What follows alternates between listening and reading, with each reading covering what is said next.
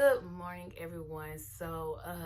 Today I got my period, and yesterday was the first day, and it hurt so bad. Oh my gosh! When I say I've never cramped like that before, unless like after I had the baby, and it felt like if you didn't get an epidural and you breastfed right after you delivered your baby, and you felt those cramps every time you breastfed, that's exactly what it feel like. So you're gonna have that same it's gonna feel the same way. So you guys be ready for this excruciating pain last night, and then my throat started hurting, and I just blamed everything on because I was bumping. Maybe if I wasn't trying to pump this milk, trying to get this milk to form, my body wouldn't react like this. Because I normally on my cycles I get like a 2 to maybe 3 day cycle, and I'm done, and I don't even cramp. I probably will get more emotional and sensitive around my cycle, but other than that, I really don't cramp. I really don't even bleed heavy. So this time was the first time since when I started pumping. I guess I feel like it's a side effect from nipple stimulating. I am kind of glad that everything's still working down there. Everything is still working in normal order. It's still working good. It's just, so if you're gonna go down this journey of trying to get your breast milk back after years, just know how your body's going to react. And I did not see this coming. I did not think that it would make me have basically contractions. And I was all in the bed acting like a big old baby, like, oh, and I wanted to put my kids to sleep, so I'm just like yelling, get in the bed, go to bed, and oh, it was just so much. So I cramped, and it just kept cramping, and I'm still pumping, trying to stimulate my breast every hour for about 20 to 30 minutes. I'm doing that. Some hour I may go like 2 hours, every 2 hours, but most of the time it's like every hour. Whenever I can remember, I'm gonna pump. I'm gonna try to stimulate my breast to get the milk to start flowing. And every time I pump my breast, you get that same rush of energy, and I feel like over time it will work. I just got to shower, y'all, so I'm like super shiny, but yeah, I just have to wake up and do it's like my routine. Wake up, take a shower. All the kids are gone. They went to school, and I missed them so much. So usually throughout the day, I'll end up looking at videos of them and then cooking them something to eat before they get home from school. Then go pick them up, volunteer at the school, and I'm just a whole all-around mom, you guys. So hopefully I'm getting ready to buy me a minivan because we be squished in daddy's car, and I need to buy a minivan.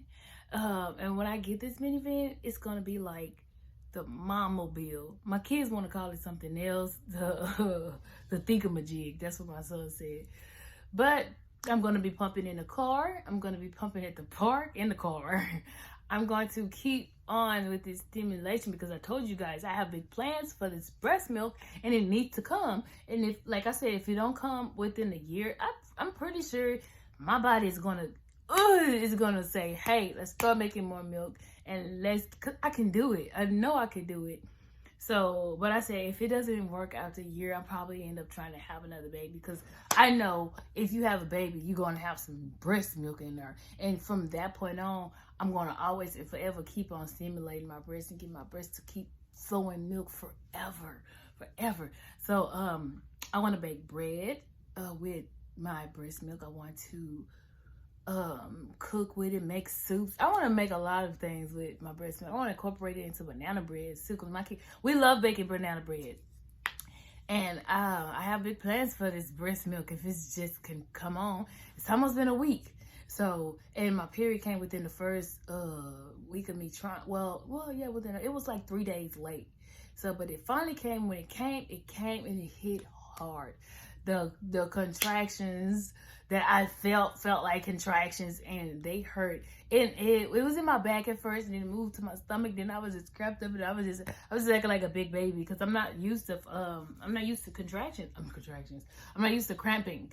Even when I'm on my period, I have a really light period. But I just wanted to come on here to warn you guys about expecting your period, what to expect on your period when it do comes, when you're trying to get your milk back. It'll be easier for moms. I feel like it'll be easy for moms who stopped breastfeeding like 6 months ago or a year ago. Maybe it'll after a year, you're about the same as everybody else. So maybe not. I don't know. The milk ducts might still be in there, but you can keep trying. Like, you guys try to get that breast milk back, and then if you want to do it just to have that connection with your kids, go ahead and do that, because people don't understand, like, when you become a mom, you're connected to your kids. You're going to always have that connection with your kids. And a lot of people might look at it as, oh, something wrong with that woman, she just perverted and all that stuff. They don't understand what you're going through. You are a mother. You know, you want to provide for your babies. You want to protect your babies. You want to love them. You want to give them everything that you can. And I've seen a lot of moms who's been in a position to where they can't help their babies. Like, their baby got sick, they can't help their babies, and just to be sitting there helpless and trying to help your baby and doing this is saying that, hey, I am doing everything that I can to help my babies, even though this is not the only thing you can do. It's just it's all the small things that you do, it adds up and it counts. And the kids will remember that. So if you are a mom out there and you want to stay connected with your kids, do the small things to stay connected with your babies. Because I know I am, and I'm not going to let anyone stop me from doing what, I'm not going to let anybody's opinion, I had to look like that, anyone's opinion of me, what I do and take care of my kids. Because at the end of the day, I'm going to take care of my kids. I remember when I first had my first 2 girls, and I didn't really know how to do hair. And my in-laws, they was always like, oh, why is her parts crooked? Why is her hair like that? Like, instead of saying, this is your first child, you're out here, you're trying. Like, most moms don't even try to comb their baby's hair. But now that I can comb my baby's hair, I'm going to forever and ever take care of my baby. So you gotta not care about what everybody else saying, and take care of your kids the best way you know how. And don't I want to say some bad words, but you know I'm gonna keep it PG, rated R, not rated R. But I want to just to be the best mom I can be, and I gotta do what I gotta do, and I can't let people's opinions of what I'm doing stop me from wanting to connect with my babies. If you got a problem with me breastfeeding, I'm sorry, but I mean, I ain't even sorry. Like, leave, go drink your cow milk, glue it on the cow breast. But I want to take care of my babies. And for the moms out there who want to do this, but I know a lot of us want to do this, but they think about it in the back of their head, like, oh, do I still have breast milk? Can I still breastfeed? Or can I even produce milk? What's the point of me even wanting to produce more breast milk? My kids are all grown. Because people, we don't know that we could still drink breast milk. It's edible, god dang. It's not poison. You could still feed it to your baby. You could still get nutrition to your baby. And if you're feeding yourself good stuff, you're feeding in your butt, the mom is feeding herself good stuff, what do you think you're going to produce good stuff? Have you ever ate some heavy meat? Your gas smell, your bowel movements smell bad, like you smell, your sweat smell bad. All that bad stuff it comes out of you. A lot of people like to say we are what we eat. We are what we absorb from the foods that we eat. So if you're absorbing all this chemicals and bad stuff and dead meat and all this stuff, you're going to be unhealthy. Like I said, I do eat meat. I eat chicken every now and then. Whenever I cook it, I just cook it. Sometimes I would probably have beef. I've never been a beef type person.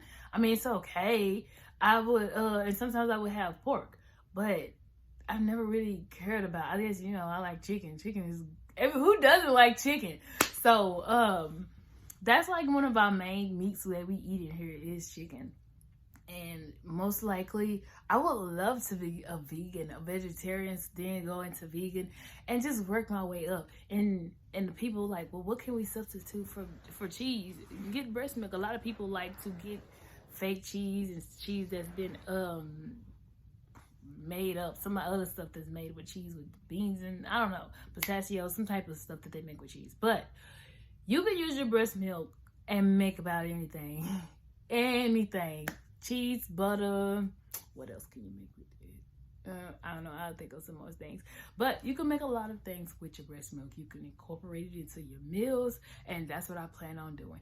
Just know that the journey that I'm on is trying to get my breast milk back after 4 years, and it's going to be a little hard. I hope you guys stay tuned and watch my videos and see my updates and see if this is even possible. Like, am I really going to do it? So just subscribe to my YouTube channel and follow me on my journey. And thank you guys so much for watching.